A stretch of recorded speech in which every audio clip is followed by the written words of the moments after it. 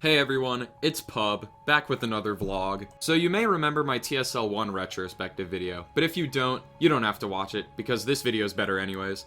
Anyways, the TSL1 retrospective video was where I dove into the origins of TSL, what it was like making it, the early community, and so on. I was originally going to go in order of when I made the country contests, meaning that TSL2's retrospective video would be next, but I just decided that I'm going to skip to the latest and last series, since it's newer and there's a lot more to talk about. If you wanted the TSL2 retrospective video, sorry, but it may never happen. If I do another after this, it'll probably be one of the Planes of Corruption seasons. I promise there's some interesting stuff to talk about in this video, so stick around. Hope you guys enjoy, and thanks for watching. To understand Soil of Destruction Reboot, or SODR if you don't have much time, we need to look at the original SOD. If you're watching this, you're likely aware of the fact that SOD was cancelled after episode 6. The answer as to why this happened is a little bit fuzzy to some of you viewers, so let me explain it the best I can. SOD was a dumpster fire when it came to organization and what was actually happening on the map itself. SOD was the worst failure on this channel. To start, the end of ROP1 was completely rushed if you haven't watched it. In fact, there's barely even an ending. It's so abrupt, and the reason for that is because I was getting so bored of ROP. I wanted to get into the new series already. That new series being SOD, which I had teased before the end of ROP in the Discord server. By the way, in case you didn't know, I've always had a private Discord server for the submitters of countries and country contests. That's where most of the actions are made by the players. The first foreshadowing that SOD was doomed to fail was when I announced it, because my organization when it came to submitting countries was terrible. Several people submitted countries that I ended up approving, but never actually putting on the map. All I can say is that I forgot to, and when I realized my mistake, I just decided that I was gonna add them in later as the series progressed, which I did for some. If you're one of the people that submitted to the original SOD, and your country never made it in, I'm truly sorry. Of course, that wasn't the only problem with SOD, that's just the beginning. You can't talk about SOD and SODR without mentioning the map. Immediately, you can tell, especially around the middle of the world, that this looks extremely similar to Earth. To be completely honest, I actually don't remember why I did this, but I know that it was by accident. I draw my maps completely from scratch, and I think that I wasn't paying a lot of attention when I originally drew the SOD map, and my hands just kinda started moving on their own. I did what I felt was natural, creating the Mediterranean Sea, Africa, Australia, etc., until I actually realized what I was doing. Knowing younger me, I probably noticed it, said, "Oh shit," and decided, oh well, let's just make the other continents different from Earth. I wish that I could go back and make this world look different in some areas, but obviously I wasn't going to fix the map just for SODR, because I already made SOD lore videos like the World War II one. Some things couldn't be changed, and that's another thing that I regret about this. Finally, let's get into why SOD was cancelled. I'm not going to get into a simple play-by-play of SOD's development, just in case there's a chance I'll do an SOD retrospective, but I'll discuss here what I have to. To put it simply, SOD was unfair. Unfair for any countries not named Sanctus, Tassavalt, and Galfor. The only person that I can blame for this is myself. All of them were in their early to mid-teen years, so no shit they were going to try and conquer the world. Unlike TSL, countries didn't start off even. Superpowers rose immediately, then they created the alliance that would rule the world. I created the Gatex Pact as a way to curb the alliance, but it was entirely controlled by NPC countries, meaning countries that had been submitted, but the submitter was not a player in the Discord, so they couldn't make any actions. By episode 6, it was too late. I was sick of it. I cancelled it and blamed my community for it. Remembering how I was when I was 14, that sounds like me, but now I see it a lot more clearly. Letting this happen was my fault. I could have prevented those countries I listed before from becoming the behemoths that they did, resulting in the ruining of all of the fun. It's my fault for not taking action, and that's why SOD ended. SOD ending was actually a good thing, because SODR was a massive leap forward in the right direction.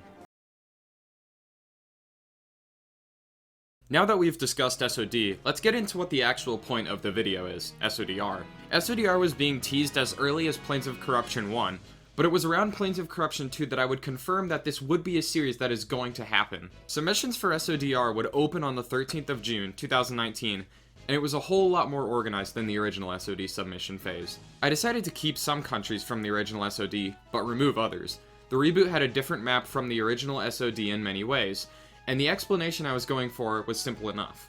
The background for this goes, in the original SOD, before the series, the 50s were a time of peace, and wars weren't extremely common. However, in SODR, the 50s would be a time of huge change. That's all that's really important. I don't think it needs to be any deeper than that. Right off the bat, I knew that this was going to have a side story that would be going on during the events of the map, but of course the two would cross paths eventually.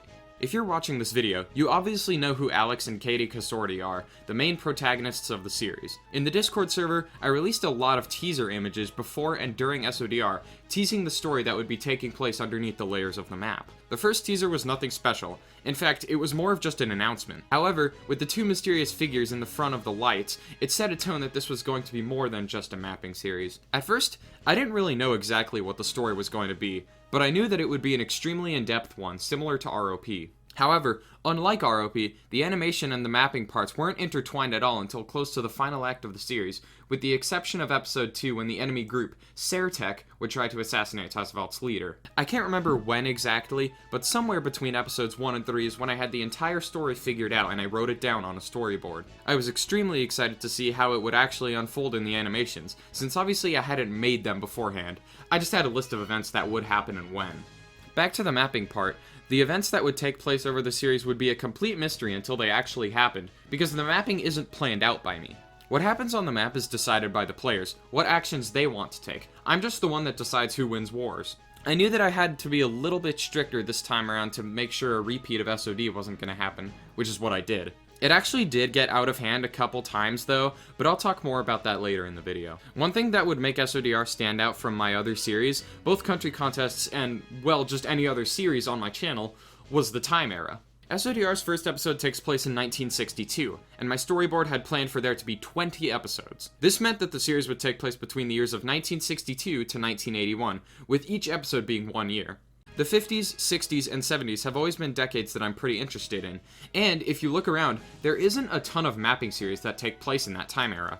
Of course, there are some that do, but it seems like a lot of them take place either during the modern day, the 1910s, or the 1940s.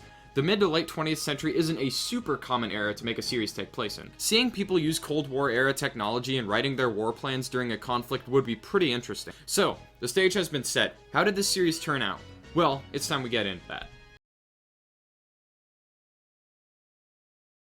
So, unlike my TSL1 retrospective video, I'm not going to go through an in-depth analysis on every single episode. I'm going to split this part of the video up into a few sections, starting with the story and then moving on to the mapping.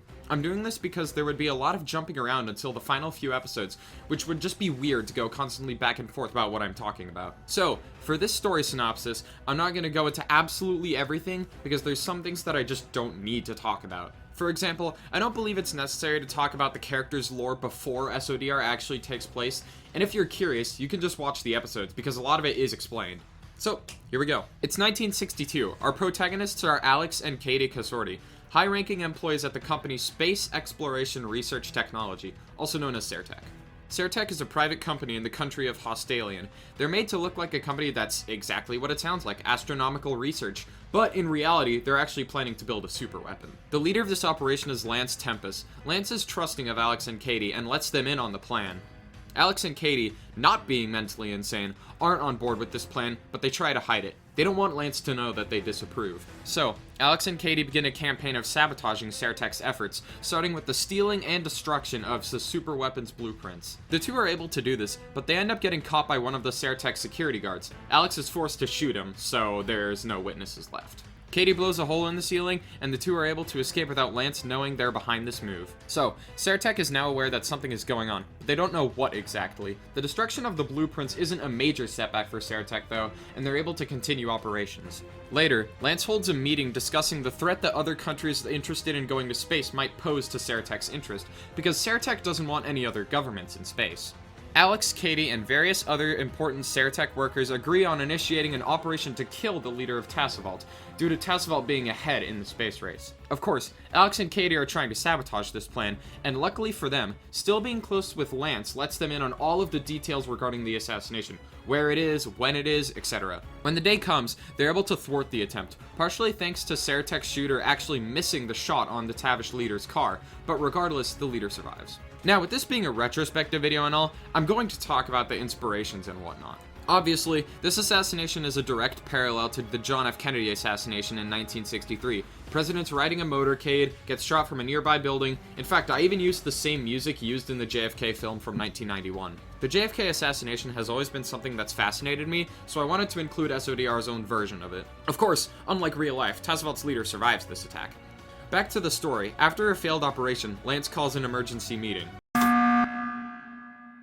Only Lance and his two right-hand men, Bruce and Wesley, are part of this meeting, the men that have helped Lance carry out his dirty work, unlike Alex and Katie. The meeting is held due to two incidents happening to set Seretech back in only 2 years. Lance is now convinced that there is a traitor within the inner circle of Seretech's leadership. Bruce suspects that Alex and Katie may be behind the incidents, but Lance isn't convinced, due to having been friends with Alex for years before Seretech was even created.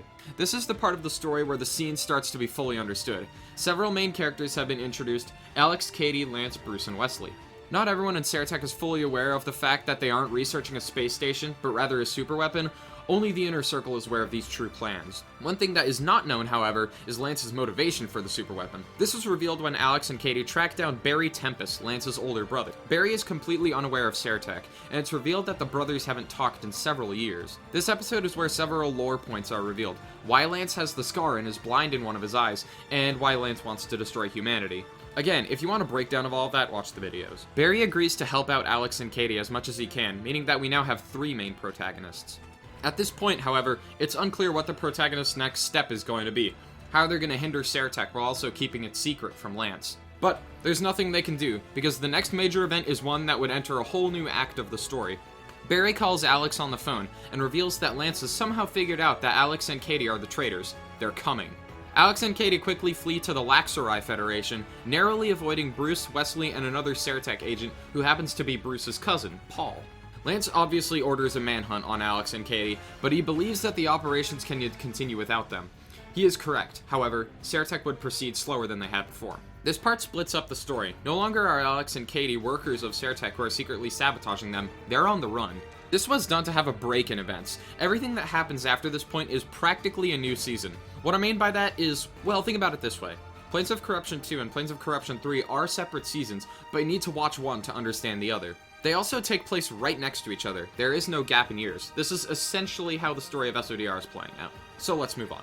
After a while of living in Laxarai, Seretech has located Alex and Katie. Bruce, Paul, and some other Seretech agents ambush the siblings at a gas station in probably what's one of my favorite animations in the series. I mean, just look at this compared to some of my older animations.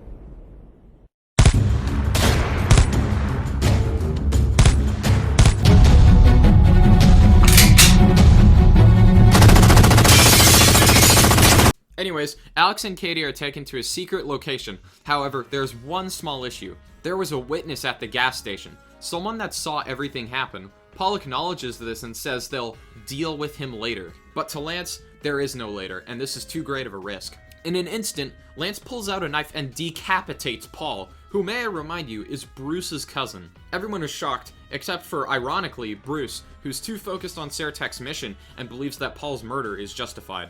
Unfortunately for Lance, not all of his men in the room see it that way. Wesley, who has been one of Lance's right-hand men up to this point, points his gun at Lance in a shock. Obviously, he doesn't shoot, there's still half the series to go, but it shows a shift in Wesley's way of thinking. Wesley is seeing what Lance is doing and decides that now it's gone too far. Just now, not when Lance, revealed that he's working on a death laser to destroy humanity. This scene was obviously inspired off of the box cutter scene from Breaking Bad. Now Alex and Katie are forced to work for Seretech again, essentially as slaves. The reason why they aren't just killing them right then and there is because Lance is fully aware of their usefulness. After all, they worked with Seretech for years before becoming traitors. Wesley and Bruce are still Lance's top men, but obviously, Wesley wants out of this operation too, and begins to think about what he can do to get him, Alex, and Katie out of there. Eventually, Wesley is able to hatch a plan to get them out, which results in a giant gunfight breaking out in the Seretech headquarters when it finally comes underway. The protagonists are able to escape, thanks in part to Wesley's skill in combat, and Bruce is injured. Now Lance only has one right-hand man, Bruce, who will easily recover and be back to doing dirty work. Unfortunately for the protagonist, research is nearly finished, and soon Seretech will be able to start working on the Strazer superweapon. So that's exactly what they do. Seretech flies in and out of space, building what they claim to be a space station. The legality of this is obviously questionable, so the Hostilian government initiates a Supreme Court case to decide whether or not this is legal. The court ends up ruling in favor of Seretech, so they continue building their space station. One thing that I haven't mentioned in a while is the situation of Barry up to this point, so I'll just give a quick explanation. After Alex and Katie fled to Laxarai, Lance didn't come after Barry, simply because Barry was never a direct threat to Lance. Barry was just on the outside looking in. But now, being back in Hostilian, they're all together again. Alex, Katie, Barry, and Wesley. These are your main protagonists from here on out.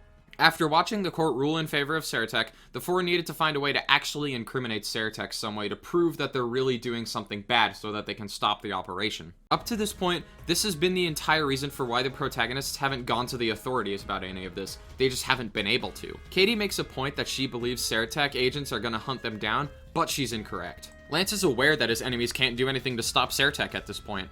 After a while of realizing that Katie's idea isn't going to amount to anything, a new plan is discussed. The group hires some random guy off the street, pretty based if you ask me, who looks like a Seretek agent to help them take a photo. Wesley gives the man his Seretek uniform, and the guy leans against the wall in fake blood to pose as a dead person. Above the body reads, "You're next," written in fake blood. Side note, this is amazing, and I'm so glad that I did that. It was kind of intended to be funny anyways, but let's just move on. The photo is dropped off at Seretek HQ, where just as the gang predicted, Lance now decides to send agents after them. Two agents track down and confront Alex and Katie, but what they don't know is that they've fallen for a trap.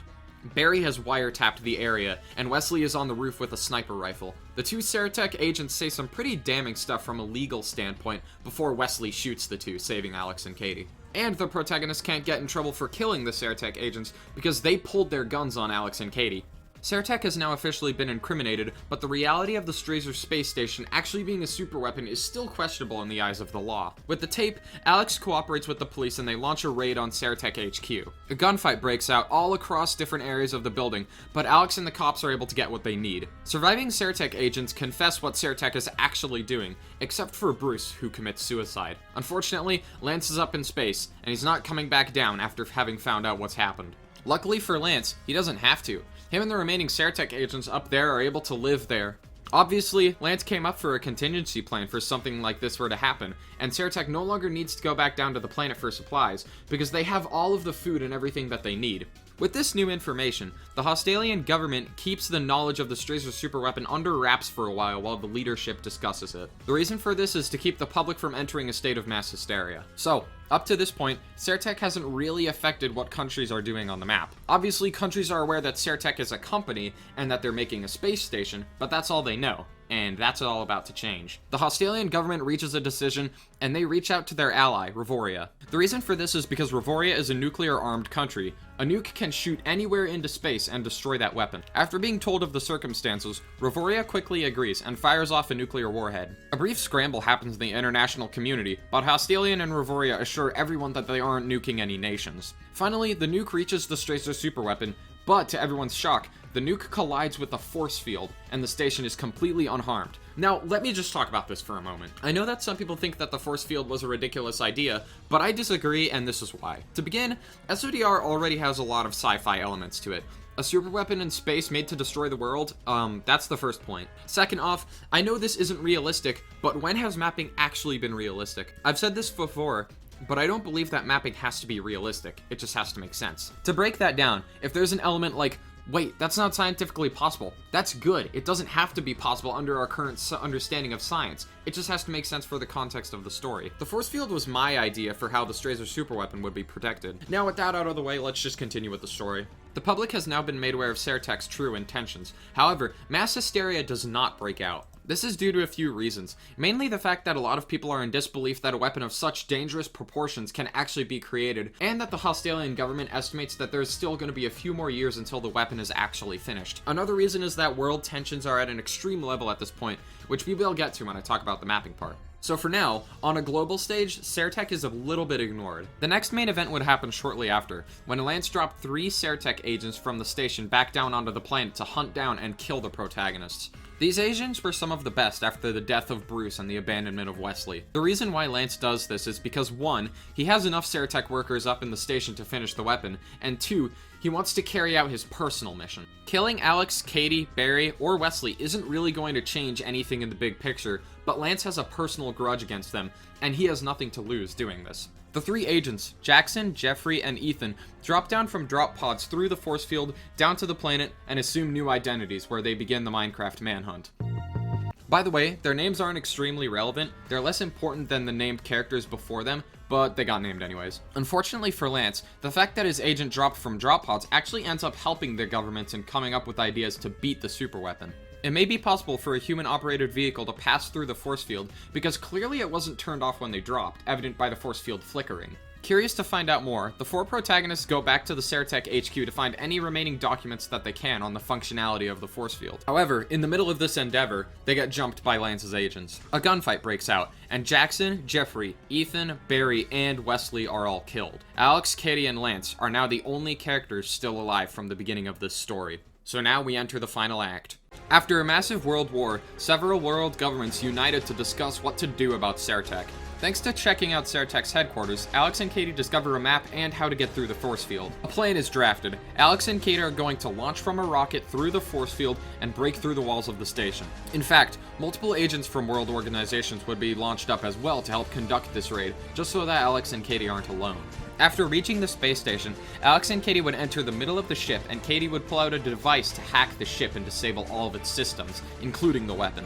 On the last episode, when this operation finally took place, all of it would go according to plan, until they found out the hard way that the Strazer superweapon has turrets. All of the other allies would be killed except for Alex and Katie, who got in and fought their way to the middle of the station where the weapon was charging up. They came face to face with Lance. Alex and Katie would get into a brawl while Katie would begin to hack the superweapon, but at this point, the laser had began to fire, slowly burning the surface of the planet off.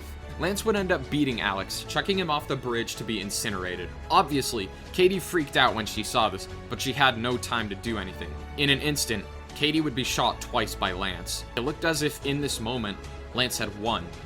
However, Katie, still on the ground, was alive. She grabbed a grenade from her belt and threw it at Lance, blowing half of his body off Gus Fring style. Lance fell into the same pit that he'd thrown Alex into. Finally, the final part of the plan could be initiated. Nukes would fire at the station to finally destroy it. Only, Katie couldn't evacuate like her and her brother were supposed to. Katie couldn't move from her injuries. She radioed in and told them to fire the nukes with her in the station. Then boom, it's all over. Part of the world has been scorched, but humanity survives another day. I will get into the ending scene of SODR at a later point in this video, so I'll leave that for now. So, that's the entire story of SODR. I have no idea how long this video has gotten from this segment alone, but it's probably pretty long. So, what do I think about the story? Well, to this day, I'm still pretty proud of what I put together.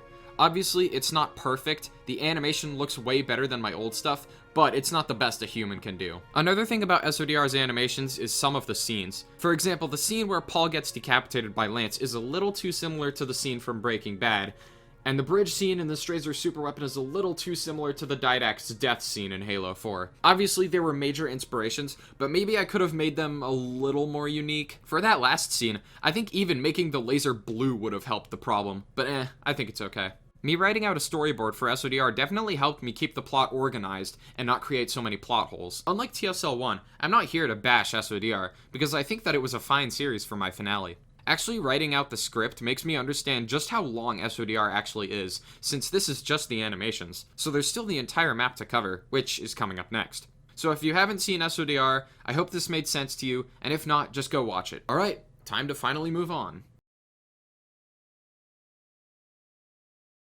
Alright, now we're on to the mapping segment. It should go without saying that unlike the story, the mapping was not planned out, because the players are the ones that do all the actions. So I wasn't exactly sure where this was gonna go, but I knew that I had to regulate things a little more than in the original SOD. Later down the line, I had some ideas for NPC nations, which, in case you forgot, were countries that were submitted, but the player wasn't in the Discord so they couldn't control them. All NPC countries were controlled by me.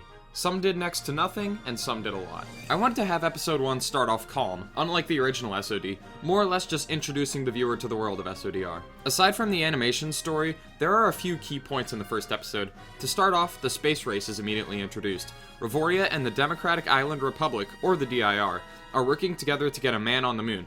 Meanwhile, the competitor is Tasvelt, and they're working alone, although they're receiving funding from some allies. The space race is nothing more than a morale boost, essentially. There's no actual military conflict between these nations, it's just a matter of bragging rights. So, unlike the USA and the USSR, the countries aren't sworn rivals. Aside from a minor war and a couple border changes, episode 1 is pretty chill. I used to not be good at all at making first episodes to series, but I think that this is one of my strongest. From this point out, I'm not going to split up episodes and commentate over all of them. There's just too many, and some episodes are completely irrelevant. I'll be speaking about the episodes as more of a collective over important segments.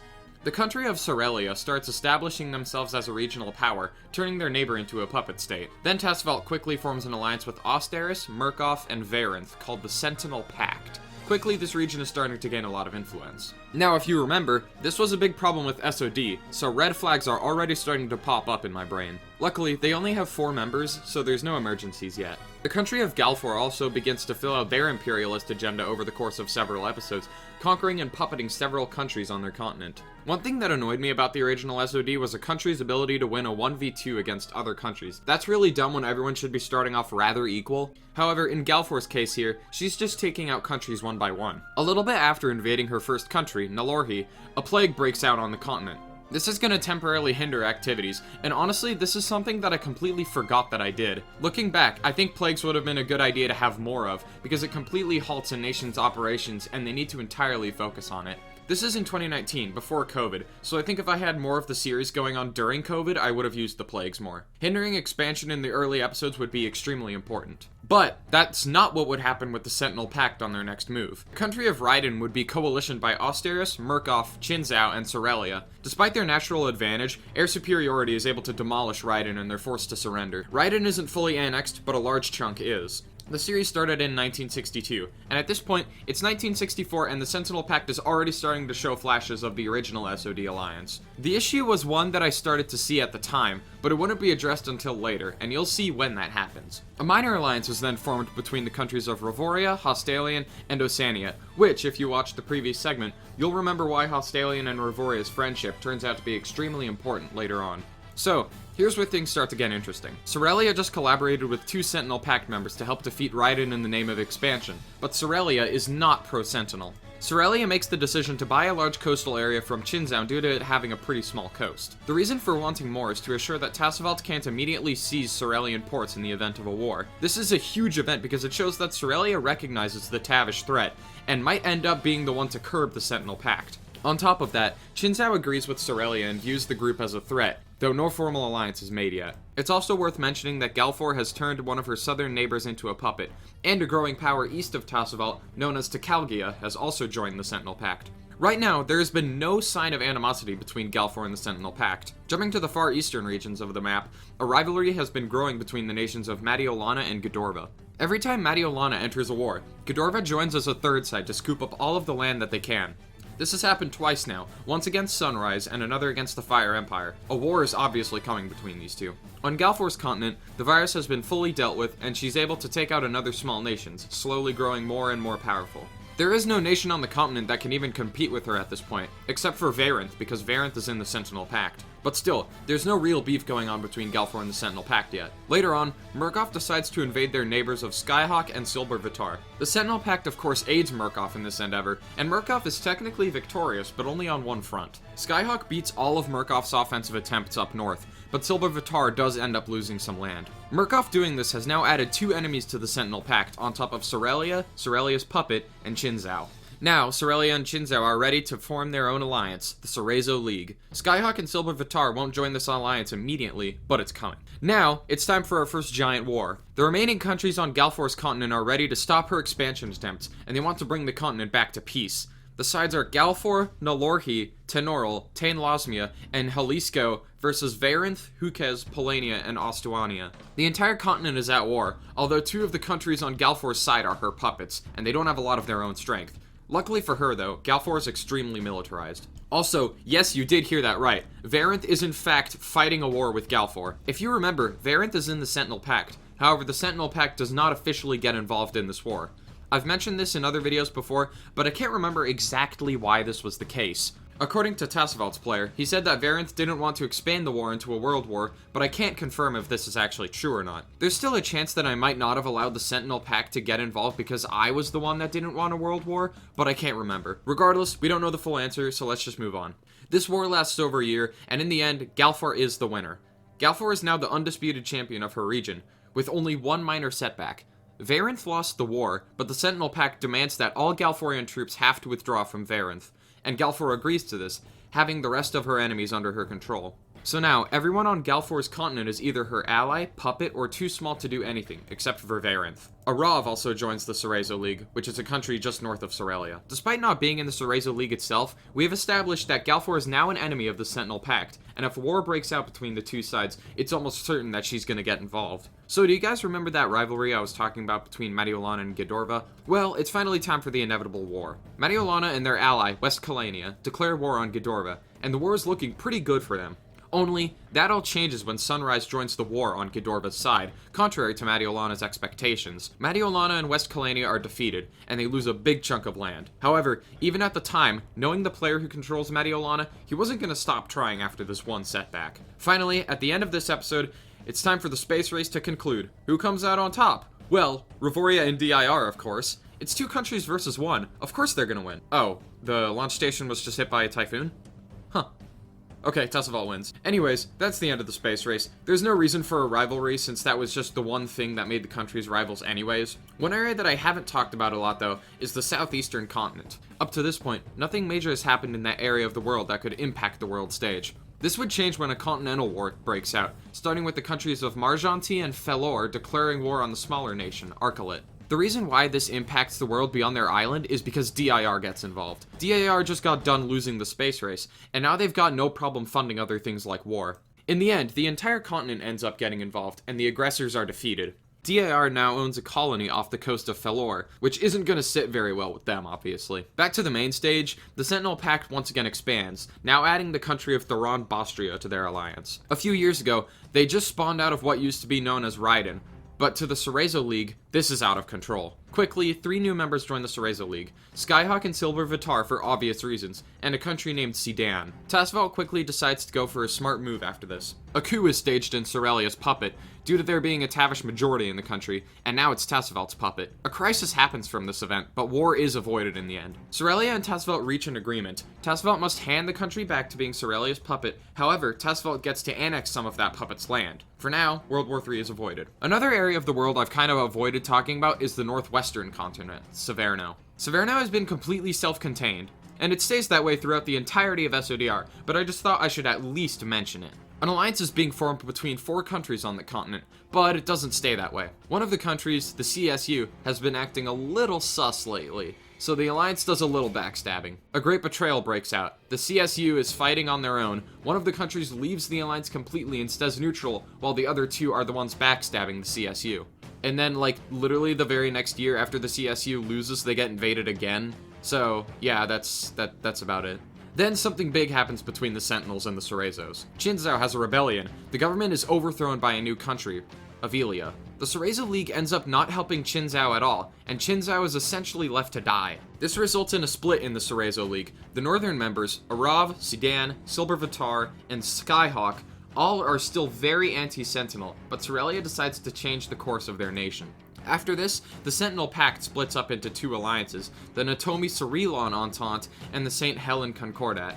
One consists of Varanth, Tessavault, Tecalgia, Sorelia, Sorelia's puppet, and the island nation of Shandida, while the other is Vasilia, Murkoff, and Thoron Bostria. By the way, Austeris changed their name to Vasilia, so that's what they're being referred to from now on. If you're extremely confused by what's happening, you aren't the only one. Let me just talk about why I believe this is the worst moment of SODR. This makes zero goddamn sense. Why is Sorelia all of a sudden close with Tessavault? And why is Tessavault agreeing to let them into the alliance so fast when he might be a spy? This is something that was very common in ROP, but it does not belong in SODR, and this was a horrible mistake. To make things worse, the Cerezo League is abolished due to Qinzhao being toppled and Sorelia being a dumbass, but at least there's still 4 anti-Sentinel countries on that continent.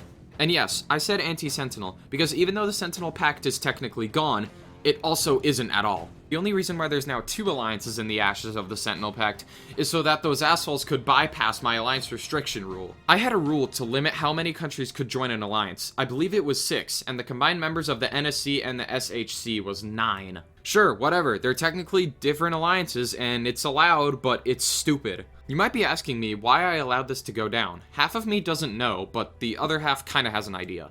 At some point, Galfor and her allies would throw down with the Sentinel Pact, and I knew that Galfor would have the best chance of beating them, especially because there's 4 countries north of the Sentinel Pact that still hate them.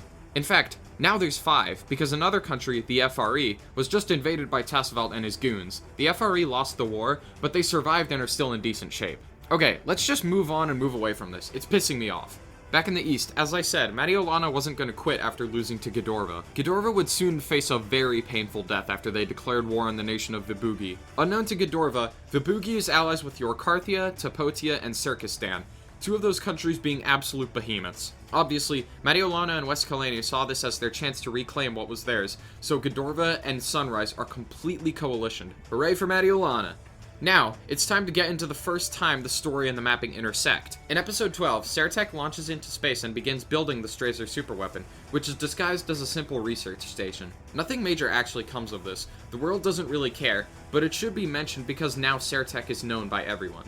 Anyways, it's finally time. The entire Sentinel Pact, known as the Intercontinental Alliance, or just the Intercons for short, would begin World War III by declaring war on Avelia. This is bad because Avelia, after overthrowing Qinzhou, had begun to trust Tasvelt, and Tasvelt backstabbed them. Luckily, to no one's surprise, Galfor and her squad declares war on the Intercons, siding with Avelia. Even better, the FRE and all of those former Cerezo League members, with the exception of that bitch Sorelia, join the war on the Allies' side. And of course, it wouldn't be a world war if countries that had no business joining got involved, which is exactly what happened with Mediolana, West Kalania, and DIR joining the Intercons.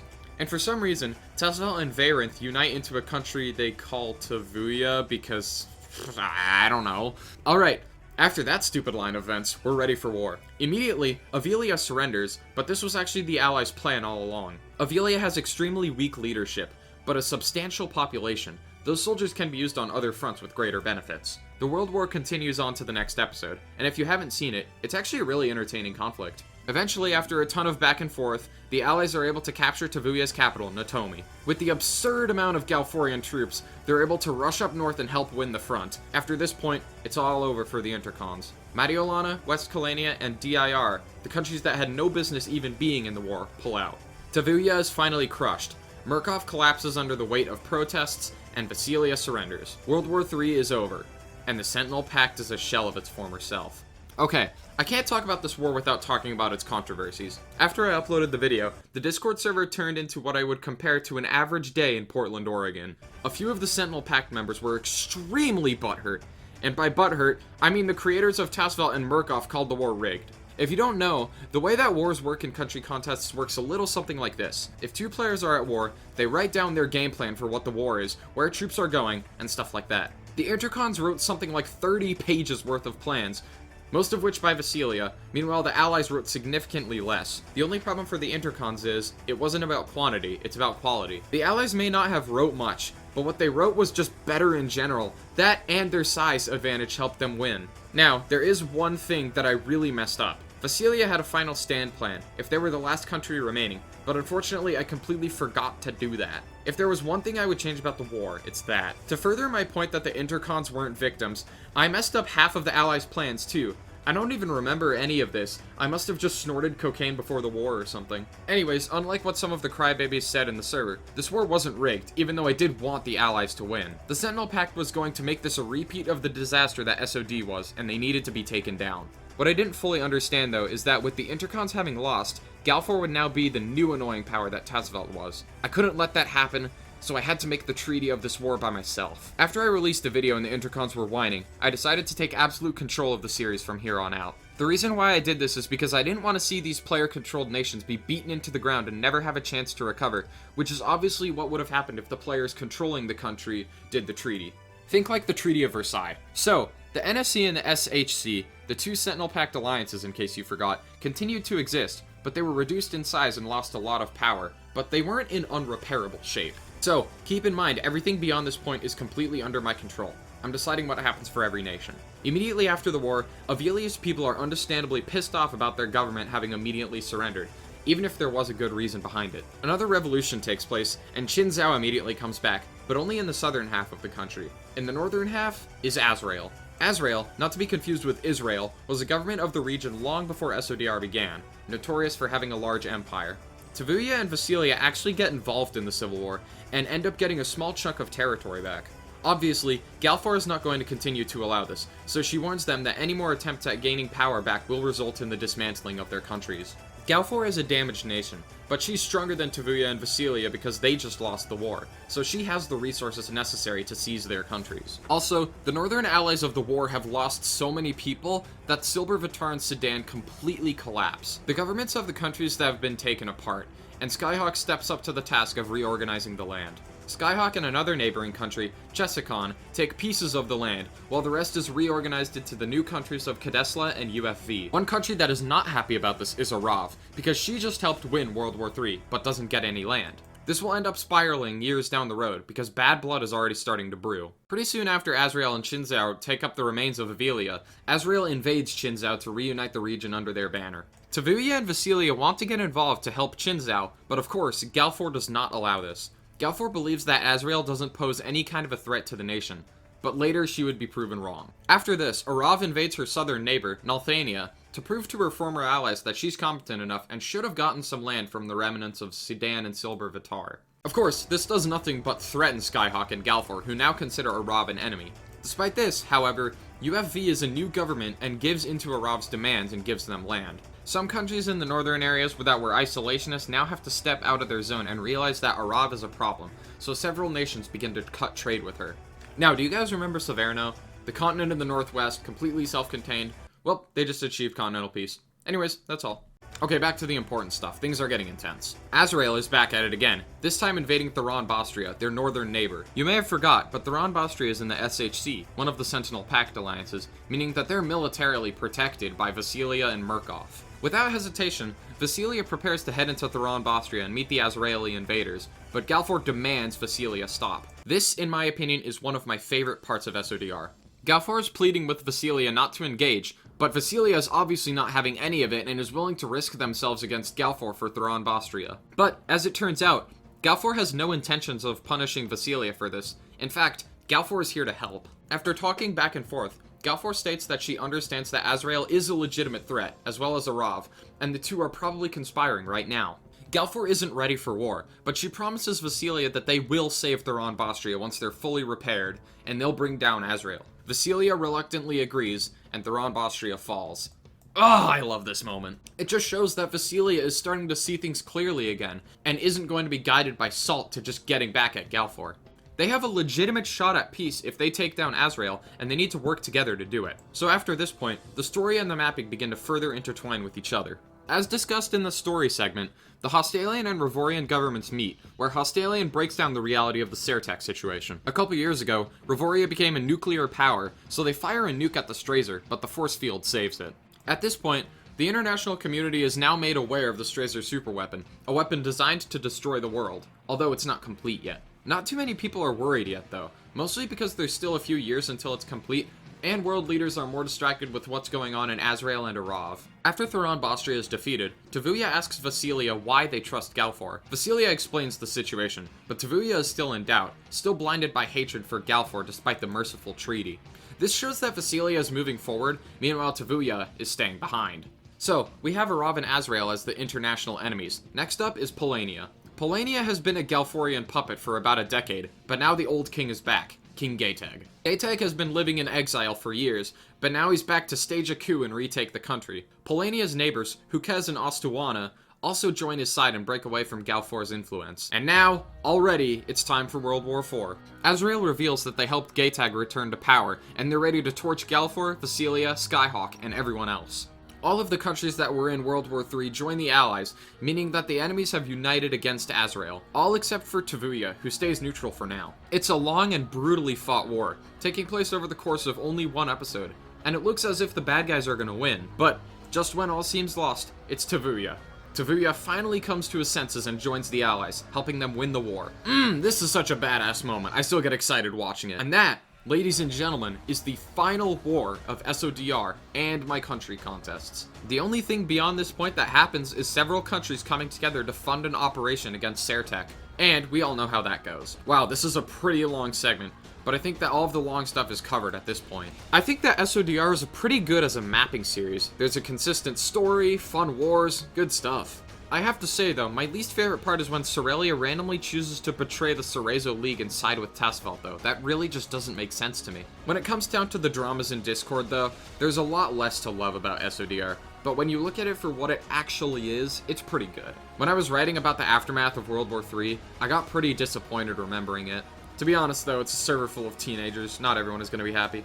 Oh, and one thing that I should mention, the creators of Shandita and Murkoff actually had a plan to do one final thing after World War IV, which was invade Skyhawk. I didn't have this happen because, well, I was in control of the series, and when you think of that from a practical standpoint, it doesn't make sense. Why, after having such a devastating war, would you immediately turn on the country you were allied with? Not to mention the fact that Skyhawk was always a strong country, so Murkoff and Shandita could have been completely slammed if that happened. It's fun to think about though, I guess. Okay, with mapping out of the way, we can finally move on. So I told y'all that I was going to talk about the ending of SODR. You may not have thought about it while watching it, but there's a bit to unpack in the final scenes of the series. Not just the scenes themselves, but the ideas and the development of them as well. Soil of Destruction Reboot Episode 20, The Red Sky, released on the 19th of July, 2020. In the Discord server, I was hyping up the ending of SODR for quite a while, so me along with the players were pretty anxious for this video to finally release. I planned to release this video on the exact 1-year anniversary of the first episode's release, which is what I did, but not without struggle. I obviously worked on this video before that day, but when the time finally came, there was still quite a bit to do. You probably don't think about this fact, but animations take a lot of effort. Like, if you only count the mapping, most SODR videos are probably about 80 to 130 slides long. That isn't really a lot, granted that a lot of those frames are warframes, which are pretty easy to do quickly, but adding animations on top of that is a whole other beast. If the animation is just the characters talking, it's easy, but a lot of the time it's much more than that. Characters jumping around, shooting weapons, and in this episode, punching each other, adds a lot more work with especially multiple characters on the scene. So I don't really remember the exact amount of frames that Red Sky was. I think it was something close to, if not above 1,000. That day I finally finished it was unquestionably the toughest day of my channel when it came to video production. Not only did I have to make all those frames, but I had to compile them in my editor, make them the right length, add sound effect, music, and much more. I worked all day, from as soon as I woke up until the evening. I only took a 5-minute break to eat dinner and the occasional trip to the bathroom. Finally, the video was done, and all of the server members got on a call to watch the send-off to my mapping career. Now, let's break down the actual ending here. As I stated in the story development, the final fight is Alex and Katie versus Lance. Alex dies fighting Lance, and Katie has to finish him off, but must also die too. After the Strazer superweapon is nuked, the screen fades to white. After a few seconds, Katie fades onto the scene and squints her eyes, still surrounded by complete brightness. Another figure fades onto the screen, followed by several others, to which one of them states, "You're with us now." After this, the title flashes onto the screen and the credits begin. Now to some of you, this might seem really bizarre, and you haven't seen those characters at all in SODR, which is completely true, you haven't. But to others who have been around my channel for longer, or have seen my older videos, you know exactly who these are. The white country ball with the blue eyes, that's Piara, who is the goddess of the series Realms of Piara and its sequel. After her are the other gods, the gods that she created, Pastopia, Asigrius, and Temi. Katie has entered the afterlife, and the gods are there to greet her. What this means is that no, it's not just a fun Easter egg I decided to slap onto the ending of SODR, it's an indication that all of my country contests are connected in the same universe. The Supreme Lands, Realms of Piara, Soil of Destruction Reboot, and Plains of Corruption are all part of the same timeline. Piara is God, not just the god of ROP, but the god of everything. She created everything. Piara never appears in any other series to stop any catastrophes like she does in ROP though, because the planet in ROP takes place in the first planet that she created. That last part is never something I've publicly addressed, but I guess now it's time. The most important part of this though, is just that every country contest is connected. Now with that cleared up, I'm gonna tell you about something I absolutely have not made any indication of on my channel. In my country contest ranked video, I mentioned that on the final animation of Plains of Corruption 2, I almost went against my plan and ended Plains of Corruption as an entirety. A similar thing happened with SODR, but not in that exact way, because obviously, this was always meant to be my last country contest. When I was animating the final scene between Alex, Katie, and Lance, a thought hit me. What if I don't go with my original plan of Katie killing Lance? Obviously I didn't end up doing this, but it had me thinking for a while I was animating, and I was almost tempted to really do it. What if instead, Lance actually won? In Plains of Corruption 2, the bad guys won, but there was a Plains of Corruption 3 to set everything right. In Realms of Piara 2, all of the gods died defending their world except for one, who was able to defeat the Overseer. In the Supreme Lands 4, the Order was handily defeated. The bad guys can win, but they can never hold on to that win.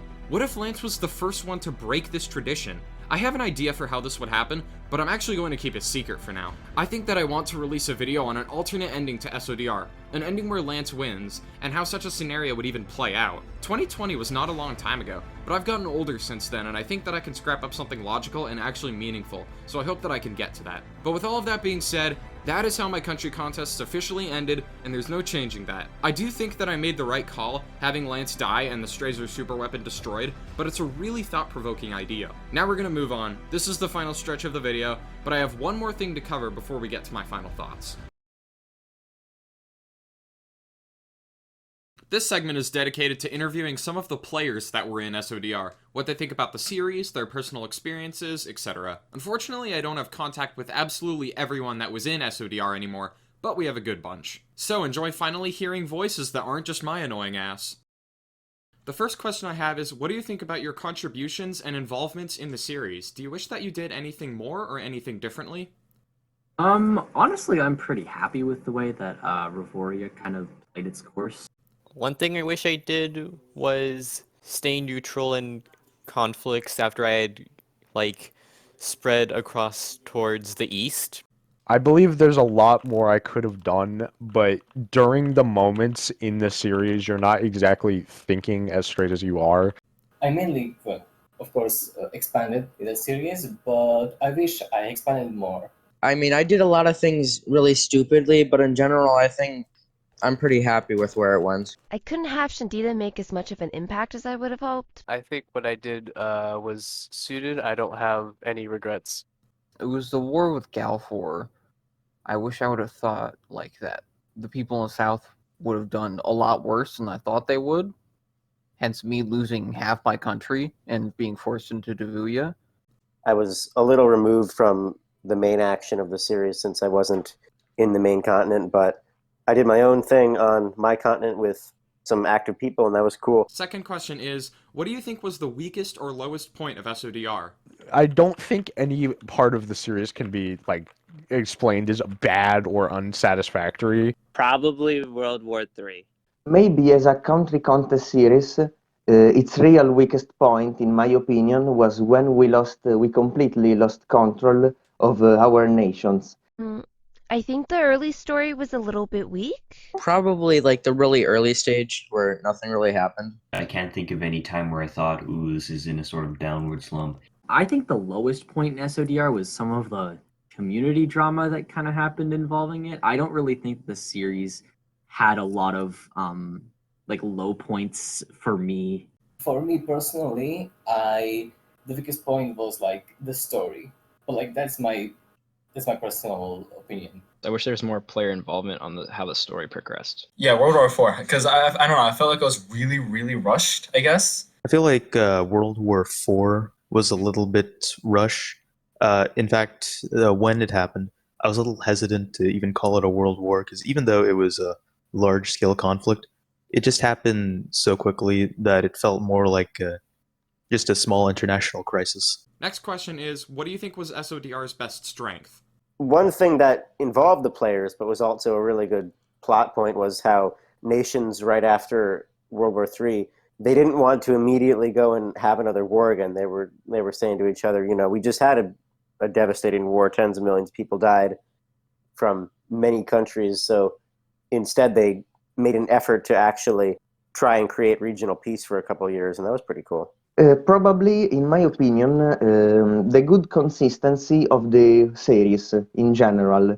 In my opinion, almost all the events and the wars that took place had sense, and they were connected. World War IV and the ending of the story I both like. I like the background lore it had. That was probably my favorite part. Best strength? Well, the animations were fire. I definitely have to say the huge alliances and the big wars we had. That was a lot of fun. It played with the sort of evil that was the Order and Merxy and POC and TSL, but it gave it a new, different way, because instead of a nation, it's a corporation, and it wields... The sci-fi elements are cool, and the fact that it focuses rather on a geopolitical struggle, but on a human struggle, is unique, and I thought that was probably one of the best points. You have the tried and true, mapping country contest thing that people got in for, but there's also a pleasant surprise underneath. It's kind of like the whipped cream on the cake, where you get an interesting story set within this like fantasy world that, while it's not too fantasy, but you still understand it. But you get like a great story within the world that, and with like people and characters, that actually makes you understand the gravity of some of these wars and some of these actions that nations or organizations are taking. I feel like SODR's best strength was probably its sort of foundation as probably your last country contest. Maybe the era that it's set in with the technology that it has. I definitely think that the greatest strength of SODR is the way that in the end, the main the plot with Alex and Katie was able to tie in with the countries in a way that was like with the scenes on the map in a way that was incredibly believable, where you had Hostalian and Revoria investigating what happened with the Hostalian-based company Ceretech launching a space station from the country. And I think that that was a very natural way to progress it. Fourth question is, how do you think SODR has aged? Where would you rank it? I think it's my favorite. Everyone knew this was the last series, so we try to be important. If it was without the bias, I think I would put it behind POC3. So POC3 would be my top. I think SODR has aged pretty well. SODR is quite good. It's probably one of the most polished mapping series I've ever seen. It's not like one of the best series, but it's definitely up there.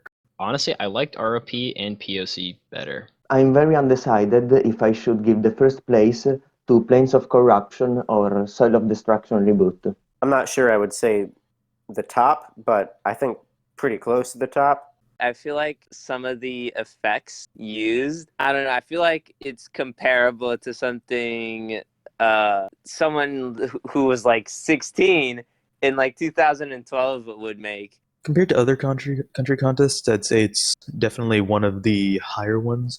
I watched the entirety of most of the series a while back, like not too long ago, and out of all of them, SODR definitely still holds up a lot. Fifth question is, when you think about SODR, do you think more about the story or the mapping?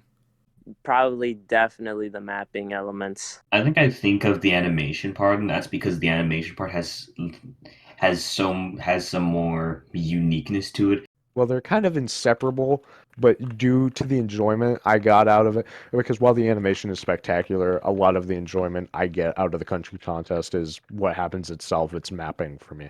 Definitely more about the story, because it was so important to the very end. I definitely think of the story with Alex and Katie first. The mapping. I think more about the story. That SODR definitely had a unique way of storytelling. Definitely probably more than the mapping, but I did like the story. Any final thoughts? I think it was a nice ending to just all the country contests. I think SODR as a whole was a great series. I thought it was a pretty good series, and I had fun taking part in it. Definitely one of the best series on the roster. Overall, I'm satisfied with my country's contribution to the series, and happy that out of the 4 world wars it's fought in, it's won at least one of them. TSL Season 5 when? Imagine getting hit by the laser. Well, that was interesting. They had a lot of differing opinions on elements of the series and how they compare to each other. Most people seem to agree that SODR is generally a good series, but most people don't put it at the very tip top. After all, there is 11 country contest seasons in total, so being ranked at the top is pretty hard, although there are quite a handful of those that are garbage. If you watched my country contests ranked video, you'll know that I put SODR in 3rd place, with Planes of Corruption 2 and 3 being narrowly above it, which also seems to be commonplace to put it there for the players. In my personal opinion, I think there are 4 country contest seasons out of the 11 that I've made that I would say are above average, which are Planes of Corruption 2 and 3, SODR, and Realms of Piara 2. If I ever hit a Planes of Corruption retrospective video, I am going to talk more about that because in my opinion, I dislike Planes of Corruption 1. However, almost all of my community and players think that it's at least in my top 5. Back to SODR, another interesting point was some players' takes on World War IV. We saw some people say that they thought it was rushed, but others thought that it was the best part of the series. I like having differing perspectives on key points of the series like that. Well, this video is probably like an hour long at this point, so it's time we finally end it. It's crazy how much more there is to talk about than in my TSL 1 retrospective video. Like, there's just so much more episodes, more content, and everything. Thank you everyone for watching. I hope you're still here, and if you are, leave a like and make sure to complete your 7 daily prayers. I'll see you in the next one. Take care.